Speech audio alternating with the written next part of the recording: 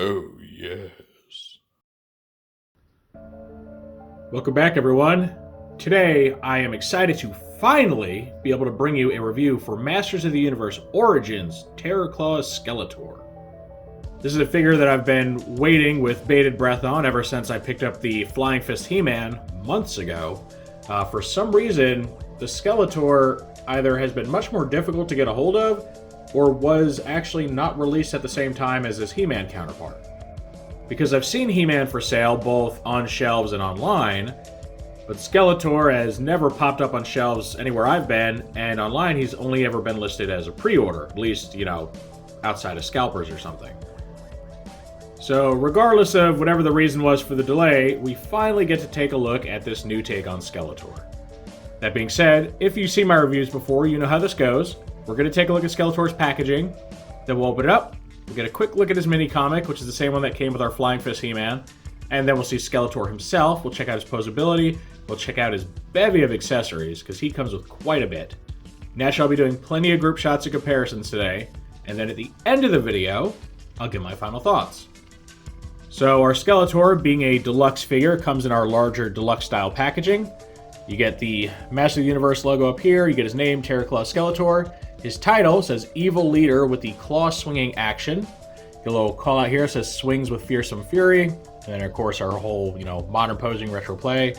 We get our main figure right here in this bubble, looking very, very cool, using mostly the same pieces as your standard Skeletor, except for the torso, which is all this new one piece right here. The little tube top looking chest armor is not a separate piece. This is all molded together, and then his armor just gets vacuum metallized. So pretty cool, something a little different. His extra accessories, you get this grinning or cackling Skeletor face, which is really neat looking. You get his usual Havoc staff. You get his little chomping weapon thing that came with the original. You get his, terror claws, where the name comes from. And then you get a more closed weapon holding hand. Now what's interesting is, I think for the first time ever, the optional weapon holding hand for the left hand is actually the one that is more vintage accurate.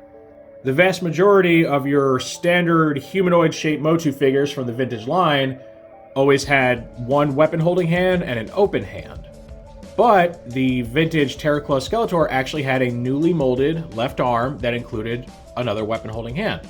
So it made him a bit unique compared to his predecessors, both the original Skeletor and the Battle Armor one. So that's really cool, and it means that I get to pose this guy holding multiple weapons and actually keep him vintage accurate, so I appreciate that. We also get this really nice bit of artwork of Skeletor here, where he's got one of his Terror Claws, and then he's got his little chompy weapon thing. I'm really not sure what it's called. It might say on the back. Speaking of the back, let's find out. So they call it a Snapping Skull Weapon, so I guess that's the official name. Right here, we get his really cool artwork. It says Skeletor attacks with his deadly terror claws in his quest to rule the entire universe. So that's really neat. And you may notice something about this artwork. It seems kind of incomplete. We have Skeletor here, and then we also have Too Bad and Spikor. And it looks like they're fighting somebody, but who are they fighting? Well, if you have the Flying Fist He-Man, or you saw my review for him, you may know that the artwork on the back of his packaging was very similar. And during my review of that guy, I kind of speculated that, I bet that the Skeletor artwork completes this one. Well, I am happy to report that that is indeed the case. See, I kept this card back all this time, all these months, waiting on our old Skeletor here. Look at that. How cool is that? So you get our Heroic Warriors and our Evil Warriors facing off in front of the Eternia playset. So this finally completes that picture. I'd love to get this as like a nice lithograph or something, or a framed art piece, because that is so cool looking. So yeah, really, really neat. And the Skeletor side of this gives us a lot of speculation about future Origins characters, much like the He-Man side. Because on He-Man, we see Moss Man, who still hasn't been released in Origins, and we see Cyclone, right? And then over here, we saw Too Bad and Spikor. Spikor has been released in Masterverse, but not Origins. So he would be a pretty likely contender. And then Too Bad is one of the more different, more interesting characters, but he could definitely pop up, and I'm sure he will eventually. I mean, now that we're seeing more untraditional characters like Mantenna show up, I think it's only a matter of time before we get Too Bad also. So that's pretty exciting. Not only do we get some really awesome combined artwork for these two characters, but we get a look at what's likely coming in the future. Now, sadly, none of these guys have been announced yet. Most of the stuff that has been announced has been more untraditional stuff. Things like 2000X characters or Sunman characters. But I'm sure we'll get back into the full swing of vintage characters here soon enough. Alright, so we look at our action features here. It says fit claws onto hands. Now it's showing his claw going over his open hand. I don't know if it actually can fit over the open hand. We'll find out. It says to swing arms, hold figure, and grip waist. So he's got a little apparatus on his back, very similar to He-Man's, which is what you use to, swing him back and forth with his whole claw swinging action, and also to store his skull weapon on. Turn figure in either direction, arm swing fast for battle, hold battle grip to swing figure even faster. Yeah, so he's got a dial on his back like the He-Man does, which I guess is for like slow swinging, or you could just grab the whole big piece on the back. I didn't have much luck using this dial. You just really don't get a lot of purchase on that thing. So I'm just going to use that. All right, and then let's see. Battle grip holds one weapon. Now it shows him holding this. I don't know if it holds the Terror Claws or his Havoc Staff or anything. We'll find out. So yeah, plenty of action feature callouts. And then over here, we get our cross sells for Flying Fist He-Man, our Sorceress, this Skeletor, and then Buzz Off, Comic Book Stratos, and Jitsu. So this does firmly place these deluxes as part of the 7th wave, which is good to know for, wave retrospective sake. Which means I also need to get hot on getting caught up to that 7th wave for my reviews, huh? Because so far I've only reviewed the Flying Fist He-Man. Alright, so very, very cool stuff. Dig the artwork. I love the fact that it combines with He-Man's. I might clip and save these, put them together, tape them together, glue them together, something. So yeah, very, very cool. A very exciting release, something I've been just really waiting on. I can't believe it took this long to get this guy. So now that we've seen all this awesome packaging, let's go ahead and open it up. Here we get the mini comic that comes with our Skeletor and the Flying Fist He-Man. It's called Under Siege. And this just demonstrates a Horde invasion being led by Hordak and a bunch of his troopers. You got Grizzlor here. And He-Man is just doing his best with his Thunder Punch upgrade to fight them all off. And then Skeletor shows up and basically offers some kind of a truce or alliance. He-Man makes fun of the way he says, meh. So he gets super mad, bro, turns into Terror Claw Skeletor, and together they beat Hordak's forces and Hordak, just for old Skeletor to try to betray He-Man right at the very end, and He-Man, manages to get a sucker punch in on him and save the day. And then on the back, as always, we get our cross cells. And now we get to see our figure fully laid out of the packaging. So we have our main Skeletor toy here. We get his optional head, optional hand, his 2 Terror Claws, his snapping skull weapon, and his Havoc Staff. Now what is pretty interesting about the Skeletor is that his colors, though they may seem more or less the same as previous iterations, are actually changed up a bit. First, there's the obvious, new pink chest armor and the red belt, as opposed to a purplish or bluish belt. But then we get into some of the more subtle changes. His hood, on both versions of the head, is a very bright, vibrant shade of purple. And the same goes for his Havoc Staff. Which, we've seen, shade changes before between, the standard Skeletor and the Battle Armor one, though that was more subtle. However, here, you'll notice that his boots are actually much closer in hue to the regular color, though this time they appear to be even more blue and even a little bit darker than our standard Skeletor. So he's going for a very multicolored look here, and even though most of his colors are within the same vein of being some sort of bluish, purplish, blend, it is a bit more mixed up than what we usually see, where he's pretty much light blue skin and then dark blue or purple clothing. He gets multiple different shades and tones and everything. So there's something that is pretty interesting and pretty unique for this release so far.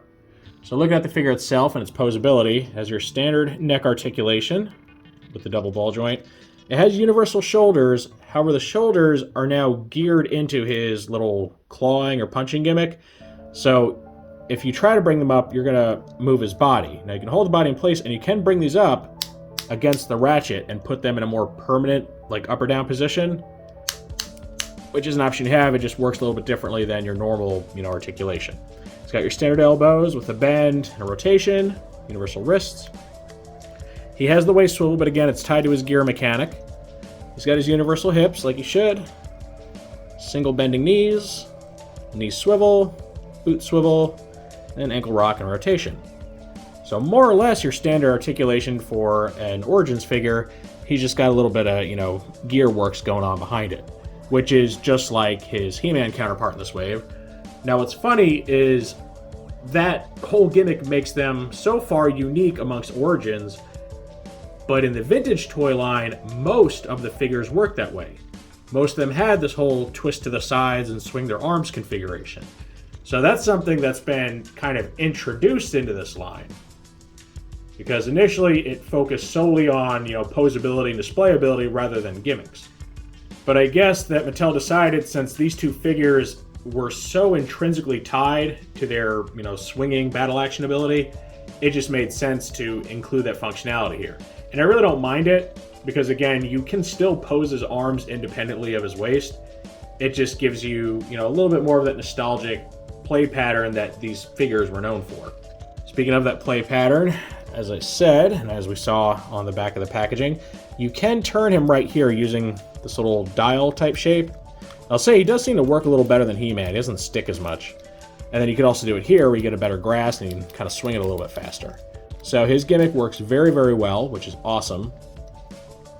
I pointed out how, he comes packaged with the one open hand, which is similar to the regular Skeletor, but is actually inaccurate for the Terror Claws one.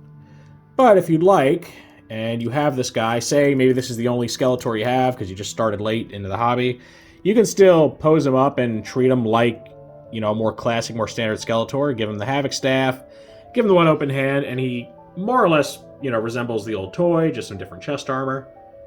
So that is an option you have. However, with this being a new exciting release, we want to play with his new stuff, right? We want to play with the fun stuff. So I'm going to go ahead, going to pop the open hand off and just set it aside. Give him the more closed hand, which allows him to, dual wield normal weapons, but also these work better for fitting the claws and everything over him. And I'm going to go ahead and give him his new head too, just so we can take a really close look at that. Now this head is creepy. It's got this morbid jack-o'-lantern grin going on, and I really like it. It really has some character, and it's unique to this version of the character so far.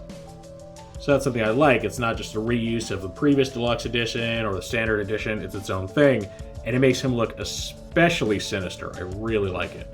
All right, now we have his skull weapon here, and I wanted to show this off because this is pretty cool. I wasn't really sure what this was all about because you can see, it kind of bends up here, and, how's that supposed to work? I don't quite get it. And then I started playing with it, and I realized this is basically a flail. So check this out. Like when he swings it up, because this is, on a very, very loose hinge that just kind of slings around, it causes this to swing up and, cause the mouth to open. Then when it comes down, it snaps shut. So it's like this biting flail weapon. And once I've figured out what this is, I actually think it's a lot cooler than I initially did. I thought this was kind of an ugly, useless weapon, but now I totally get it. It's actually a lot of fun. You can hear it snapping and stuff. So I really dig that. Really, really nice addition. And then when you don't want to use it, you go ahead and you push it in here. It's a bit of a tight fit. You can kind of work it in there, and it's supposed to sit right around there or so. So now we have to take advantage of the titular Terror Claws, and I love these things. Look how cool. They kind of remind me of the gauntlets that came on Duplicat that I just reviewed here recently. Just big old over gauntlets, big claws on them. You just place them over his wrists, like so. I have his thumb sticking out a little bit on the bottom, but it's not that big a deal. Go ahead, do it on this side. All right, now he's got his claws, and now he looks ready. That cackling face, those big old giant claws, and then his extra, skull chomping mechanism on his back really, really helped this guy stand out as just being an absolute terror of a villain. And I love it. I love the looks of this guy. Of course, we can utilize his gimmick, have him claw around and just tear up his opponents. I mean, I look at this as like Skeletor's Berserker form, which it seems they kind of played up to in that mini comic where he gets real mad and summons these. He looks like, this is what happens when he just starts cackling maniacally and just starts tearing through Eternian forces with absolute glee. And I love it. I think it puts so much into this toy that, for the most part, is just another Skeletor. He's pretty much the same guy with a new set of chest armor and some new weapons. So I love how much this kind of differentiates him from what's come before. And now here, of course, is a comparison shot with all of the main versions of Skeletor released up to this point in Origins. Oddly enough, this is a little bit out of order because Dragon Blast Skeletor originally released before the Terror Claws version. Terror Claws came the next year. So they did the same thing with Flying Fist He-Man, where they released him before the Thunder Punch version. I'm not sure why they did that. So far, they had been releasing those characters, in their order. But I don't know, maybe they just thought these versions were more exciting and better. Maybe they just hadn't quite worked out how they wanted to go about the other two yet. I'm not entirely sure. So what we have here is our standard Skeletor, in this case the vintage head version, which is really just using the same head sculpt as these two. Then we have our Battle Armor Skeletor, who's mostly the same mold as this guy, just a different chest with the whole flipping battle damage. And then, of course, our Terror Claws version, who is the most unique so far, because not only does he get a new chest piece, he is the only one to have the automatic slashing gimmick, and does the most to mix up the color scheme of the character. So he does stand out amongst the other two, but at the same time, still is easily identifiable as the same guy, which I think is really the key. When you release subsequent versions of a character, you want them to be instantly recognizable, but at the same time, you want the toy to feel different enough from what came before so that kids don't think, like, I already have that, I don't want it. And this guy, I think, brings so much new to the table that he is easily worth a second go at Skeletor. Now, don't get me wrong, the Battle Armor figure brings plenty to the table, too. He has that whole battle damage flipping gimmick with the newly tooled chest piece, and he does include a unique shield, which is something the regular Skeletor doesn't have. But this guy, I feel, just goes a bit above and beyond because he gets a whole just slew of new accessories with the Terror Claws and the little biting skull thing. And unlike the vintage version, he even comes with the Havoc Staff, which is really just an extra. Like, it didn't have to be included, they just put it in there just so he can flesh out his arsenal more. So I think he is probably the most complete package so far. And if you're not someone who minds having more than one version of a character, he's going to look really good on your shelf next to his other versions. And then hopefully, here sometime soon, we will get the Dragon Blast version. And then maybe if they're feeling really froggy in the future, we might even get the Laser Light Skeletor figure. And I really wonder how they'll do that in Origins, because that toy was freaky looking. Like, the greatest departure in design from Skeletors so far. He had these weird, like, techno-organic details and stuff. He wasn't released here in the States. He was only released over in, like, Europe and I think Asia. So, big departure for the character's look, and I wonder if they would go with that and sculpt, like, an entirely new head and everything for him, which was apparently the design that inspired his New Adventures of He-Man look. Or if they would maybe fall back to the more familiar Skullface design to keep his look more consistent. I'd like to see what the future holds there, because that'll be a very interesting step if they eventually get that far in the vintage line. And for our final group shot, we of course have to have Skeletor's nemesis, in this case his counterpart, Flying Fist He-Man. And you can see they both really played up the whole swinging fist gimmick.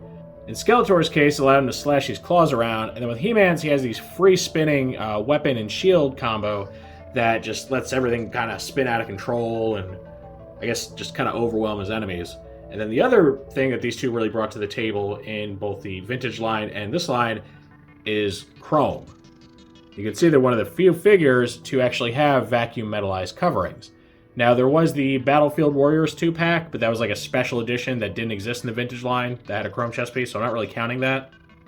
As far as our standard releases, like things meant to emulate the vintage toy line, these two kind of started the whole chrome thing, and that's, just kind of part of their matching gimmick, in addition to the Flying Fist, the Terror Claws, the extra weapon storage on the back, all that stuff. So they really are a very nice matching pair, and are both pretty interesting evolutions of the characters, because this also marks the first time where their color palettes have strayed fairly significantly from their regular forms. In He-Man's case, he gets kind of this dirt brown and red coloration. In Skeletor's, he gets some pink, he gets some red, and he gets different shades of purple too. So they really are some of the more unique versions of the characters out there, and are honestly just really fun and exciting figures to have. I'd personally recommend both of these to any MOTU collector. And this completes our look at the new Terraclaw Skeletor. I really do regret that this guy didn't show up a lot sooner. I would have loved to review him like right after the Flying Fist He-Man, so you can just get a look at both these guys together. And the fact that he comes so late for whatever reason put a little bit of a damper on things. You know, made it to where the wave reviews for these guys are going to be even more broken up than they already were. But that little bit aside, I think this is an excellent figure. Like, as far as Origins toys go, this is some of the cream of the crop right here. The play features, the accessories, the look, the chrome, everything about this guy just screams 80s awesomeness. So I love this. I think it's my favorite version of Skeletor to date. And if you are an Origins collector, I think you owe it to yourself to try to track this guy down. Hopefully, now that mine has shipped online, that means he's going to be a little more plentiful for retail price and not, BS scalper prices, because I think he's absolutely a toy worth getting. And Deluxes for MOTU are still pretty cheap, right? They're still maybe 20, a little more than 20 bucks, which is not bad considering how expensive toys have become. So I think if you pick this guy up, you'll absolutely love him. He's a lot of fun to play with. He's got so many different accessories and parts, body parts and everything for different play styles. And it's a whole lot of awesome in one package. I could not recommend this guy enough. Of course, that is just how I feel about the Skeletor. So now I want to know what you think of him. Do you think this is a good version of Skeletor? Do you think this is the best version of Skeletor? Or do you think otherwise? Maybe he's too far off from the base design, you like to keep it simple, keep it classic, or you just don't like the way he looks, maybe you don't like the whole, pink tube top thing going on. Any and all feedback is always welcome in the comments section. If you enjoyed this review, make sure to toss it a like, let YouTube know you want to see more stuff like this. If you do want to see more like this, make sure to subscribe and hit that notification bell so you always get a heads up when I post something new. I thank you for joining me for this very long-awaited look at the new Masters of the Universe Origins Deluxe Terraclaw Skeletor. And with all that said, I will see you next time.